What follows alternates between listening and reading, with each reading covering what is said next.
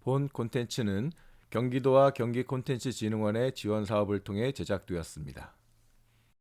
안녕하세요. 기획 속속 수원시 조례 시즌2 네 번째 시간입니다. 저는 아주대 로스쿨에서 헌법을 담당하고 있는 오동석 교수입니다. 아주대학교 학생들과 함께 수원시 조례를 살펴보려고 합니다. 다만 코로나 상황을 고려해서 대면 진행이 아니라 온라인으로 스크립트를 공동으로 작성하고 각자 녹음하여 편집하는 방식으로 진행을 했습니다. 그럼 오늘 함께할 학생을 소개합니다. 본인 소개를 직접 해주시겠어요? 안녕하세요. 저는 아주대학교 불어불문학과 4학년 오성민입니다. 이번 프로그램에 참여해줘서 고맙습니다. 성민 학생은 지금 프랑스 파리에 교환학생으로 가 있습니다. 그래서 라디오 녹음도 프랑스에서 제작을 해서 보내왔습니다. 오늘 살펴볼 조례는 수원시 거주 외국인 지원 조례인데요. 성민 학생이 관련 기사를 정리해서 말씀해 주시겠습니까? 뉴시스 10월 18일 기사입니다. 수원시는 지난 9월 26일부터 10월 7일까지 수원시 이주민 지원 기간 이용 실태 조사를 발표했는데요. 이번 조사에 따르면 이주민들이 수원시 이주민 지원 기관에 대해 대체적으로 높은 만족도를 가지고 있는 것으로 나타났습니다. 본 설문조사는 수원시 다문화 가족지원센터, 수원시 외국인 복지센터, 수원시 글로벌 청소년 드림센터 등 3개의 기관을 이용하는 거주 외국인 306명을 대상으로 센터 프로그램 이용, 운영, 환경 등에 대한 만족도에 대해 조사했습니다. 3개 분야 13개 항목 중 특히 한국생활도움, 직원 전문성, 직원 친절 등의 항목에서 5점 만점 중 4.8점이라는 만점에 가까운 만족도를 보여주고 있습니다. 수원시에 거주하는 이주민들은 지원 기관을 이용하는 이유로 교육 관련 프로그램 이용, 한국 적응 프로그램 이용, 외국인 및 다문화 모임 참석, 취업 및 창업 교육과 소개, 상담을 꼽았습니다. 이에 수원시는 이주민 지원 기관 미이용자, 종사자, 센터장, 전문가 등을 대상으로 심층 면접과 조사를 실시해 이용자의 의견을 최대한 수렴하여 실질적으로 도움이 되는 지원 정책을 발굴하고 또 이주민과 원주민이 함께 어울려 살아가는 따뜻한 수원시를 만들겠다고 발표했습니다. 그럼 거주 외국인은 어떤 사람들을 말하는 거죠? 수원시 거주 외국인 지원 조례에 따르면 거주 외국인을 입국일로부터 90일을 초과하여 체류한 자로서 수원시에 거주하고 있는 외국인으로 정의하고 있습니다. 그러면 수원시에서는 이들 거주 외국인들을 위해서 어떤 지원 사업을 펼치고 있나요? 수원시의 외국인 지원센터에서 펼치고 있는 사업은 다음과 같습니다. 한국어 입문부터 자격증까지 배울 수 있는 한국어 교육 프로그램, 제과 제빵이나 컴퓨터 활용 능력 등을 학습할 수 있는 직업 능력 개발 교육 프로그램, 마지막으로 다문화 가족 자녀들을 위한 이중 언어 교육과 부모 자녀 상호작용 프로그램 등을 찾아볼 수 있습니다. 뿐만 아니라 무료 검진 및 세계 문화 체험 등의 사업 또한 진행되고 있어 거주 외국인들이 수원시에 잘 정착할 수 있도록 수원시가 노력하고 있음을 알 수 있습니다. 성민 학생은 수원시의 거주 외국인 지원 사업에 대해서 어떻게 생각을 했어요? 2020년도 11월 행정안전부에서 시행한 인구주택 총조사에 의하면 수원시 외국인 주민 현황은 총 6만 6,490명입니다. 10년 전인 2011년의 외국인 주민 수가 3만 5,657명인 점을 감안하면 수원시에는 10년 동안 약 2배에 가까운 외국인 주민 수가 늘었다고 볼 수 있습니다. 또한 전국 시군별 외국인 주민 순위도 수원시가 전국 2위에 달합니다. 수원시의 구성원의 일부인 거주 외국인이 늘어나고 있는 상황에서 그들이 잘 정착할 수 있도록 인지적, 심리적인 측면에서 지자체가 도움을 주는 활동은 아주 바람직하다고 생각합니다. 네, 성민 학생 의견 감사합니다. 그러면 이어서 제가 조례 내용을 추가적으로 좀 자세히 살펴보도록 하겠습니다. 첫째, 거주 외국인은 법령이나 다른 조례 등에서 특별히 제한하고 있는 경우를 제외하고는 시의 공공시설을 이용할 수 있고 시의 각종 혜택을 받을 수 있습니다. 수원시장은 거주 외국인이 지역 공동체의 구성원으로서 시의 시책에 참여할 수 있도록 노력해야 합니다. 시장의 구체적인 책무는 관할구역 안에 거주하는 외국인들이 지역사회에 조기에 정착할 수 있도록 지원하고 지역 주민과 함께 살아갈 수 있는 여건 조성을 위한 적절한 시책을 추진하는 것입니다. 이러한 정책을 위해 시장은 시에 거주하는 외국인의 수 등 외국인 지원 시책 추진에 필요한 실태 조사를 해야 합니다. 둘째, 지원 대상은 시에 거주하는 사람으로서 거주 외국인 대한민국 국적을 취득한 날부터 3년이 경과하지 않은 사람, 그 밖에 대한민국 국적을 취득했으나 한국어 등 한국 문화와 생활에 익숙하지 않은 사람입니다. 그런데 단서가 있습니다. 출입국 관리법 등에 따라서 대한민국에서 합법적으로 체류할 수 있는 지위를 가지지 않은 외국인은 제외합니다. 이 부분은 검토가 좀 필요합니다. 왜냐하면 이런 외국인들은 이 지원을 신청하기도 어렵지만 다른 한편으로는 더 도움이 필요할 수도 있습니다. 당사자의 의사에 따라서 합법적으로 체류할 수 있도록 적극적으로 지원하는 것이 외국인의 인권 보장 차원에서 필요합니다. 셋째, 지원의 범위인데요. 지원의 범위는 한국어와 기초생활 적응교육, 고충, 생활, 법률, 취업 등 여러 가지 상담, 그리고 생활에 대한 편의의 제공 또는 응급 구호, 그리고 문화체육 행사의 개최, 그 밖에 거주 외국인의 지역사회 적응을 위해서 시장이 필요하다라고 인정하는 사업을 할 수 있도록 이렇게 조례에 규정이 되어 있습니다. 넷째, 시장은 업무 수행에 필요한 이런 예산을 편성할 수 있고요. 외국인 지원단체의 활동에 필요한 행정적, 재정적 지원을 할 수도 있습니다.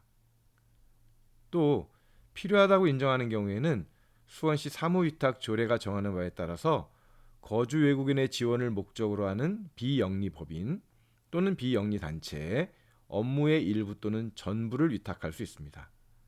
그러니까 시에서 직접 하지 않고 공모를 통해서 그 단체들에게 위탁할 수 있다는 거죠. 물론 당연히 이런 소관 업무를 위탁했을 경우에는 그 수탁자, 그러니까 수탁을 받은 비영리 법인이나 비영리 단체에게 예산의 범위 내에서 운영비를 지원할 수도 있습니다. 다섯째로, 시장은 시에 거주하는 외국인을 포용하고 문화의 다양성의 의미를 일깨우기 위해서 매년 5월 20일을 수원시 세계인의 날로 정하고 이 세계인의 날부터 일주일 동안을 세계인 주간으로 설정합니다. 5월은 많은 분들이 아시는 것처럼 가정의 달이라고 얘기할 만큼 여러 가지 가정과 관련한 이런 여러 가지 이제 기념일이 있는데요. 외국인에 관련해서도 5월 20일을 세계인의 날로 정하고 그로부터 일주일 동안을 주간으로 설정해서 여러 가지 행사를 하도록 하고 있는 거죠. 그래서 이런 거를 기념하기 위해서 기념식을 하기도 하고 문화예술 체육 행사를 하기도 하고요. 연구 발표나 국제 교류 행사 또는 명예 시민증 수여, 유공자나 유공 단체를 격려하기도 하고 외국인에 대해서 또는 다문화에 대해서 지역적 관심을 높이기 위한 여러 가지 행사를 할 수가 있습니다. 마지막으로 시장은 거주 외국인 지원 활동을 통해서 국가와 지역사회에 기여한 공로가 크다고 인정되는 개인, 법인이나 단체 등에 대해서 포상을 할 수도 있습니다. 이거는 이제 일단 기본적으로 내국인에 대한 것이죠. 근데 외국인에 대해서도 마찬가지입니다. 시의 행정이나 지역사회의 공헌이 현저한 외국인 또는 외국인 지역사회 통합 시책에 기여한 공적이 있는 외국인에게는 표창을 할 수가 있습니다. 더욱이 시정 발전에 기여한 공로가 크다고 인정되는 외국인에 대해서는 명예시민증을 수여할 수도 있습니다. 거주 외국인의 지원에 대한 더 많은 정보와 자료는 수원시 공식 홈페이지에 있습니다. 관심 있으신 분들께서는 한번 자세히 살펴보시면 좋을 듯합니다. 다른 기사를 제가 한번 읽어드리도록 하겠습니다. 연합뉴스 2022년 10월 31일자 기사인데요. 국내 거주 외국인은 2021년 11월 1일 기준으로 213만 4,569명입니다. 2021년보다 그러니까 전년도보다죠. 2만 1,848명, 그러니까 1% 정도 감소한 수치인데요. 한국 국적을 가지지 않은 외국인 근로자는 대폭 줄어든 반면에 한국 국적을 가진 인구는 늘어났습니다. 그러니까 외국인이 한국에 귀화를 한 거죠. 이건 어떤 면에서는 외국인으로서, 즉 외국 국적을 가지고는 살기가 쉽지를 않고 결국은 한국 국적을 취득하지 않으면 어려움을 초래하고 있기 때문이 아닌가 이렇게 추측해 볼 수 있을 듯합니다. 그런데 행정안전부 자료는 유형별 외국인 주민 비중에서 한국 국적 취득자를 포함하고 있는데요. 물론 통계상의 필요 때문일 수 있겠습니다만 한국 국적을 취득한 사람은 외국인이 아니라 대한민국 국민이잖아요. 그런 점에서 저는 좀 문제가 있지 않나 생각을 합니다. 한편 제가 이제 아는 분이 이제 한국 국적을 취득해서 이제 귀화한 분인데요. 한국 사람들이 외모만 보고 너무 쉽게 그 제가 아는 지인을 외국인으로 본다는 겁니다. 누군가를 외모만 보고 국적을 판단하거나 또는 그 사람의 국적을 예단하지 않는 것이 오늘날 세계화한 세상을 살아가는 기본적인 태도가 아닐까 생각합니다. 더욱이 내일신문 2022년 11월 15일자에 따르게 되면 시도별로 그 외국인의 이제 수를 살펴보게 되면 경기도가 71만 4,497명, 한 33.5% 정도라고 하는데요. 가장 많습니다. 그 다음에 이제 서울인데요. 42만 6,743명으로 20% 정도라고 합니다. 시, 군, 구별로는 안산이 9만 4,941명, 수원이 6만 5,885명, 그 뒤를 시흥과 화성과 부천이 따르고 있는 것으로 집계가 되었습니다. 특이한 것은 외국인 수가 많은 상위 5개 지역이 모두 경기도 소재의 지방자치단체라고 하는 거죠. 그만큼 수원 시민들은 주변에 함께 생활하는 외국인이 많은 편인 거죠. 또 그렇다라고 한다면 수원 시민들의 경우에 있어서 더욱더 외국인을 대하는 태도의 변화가 필요하다라고 이렇게 볼 수 있을 것 같습니다. 안산시의 경우에는 안산시 외국인 주민 및 다문화 가족 지원 조례가 있습니다. 제일 외국인 수가 많아서 그런지 그 지원의 범위도 상당히 넓은데요. 수원시도 이런 점들을 좀 고려해서 좀 그 지원의 범위를 좀 넓혔으면 좋겠습니다.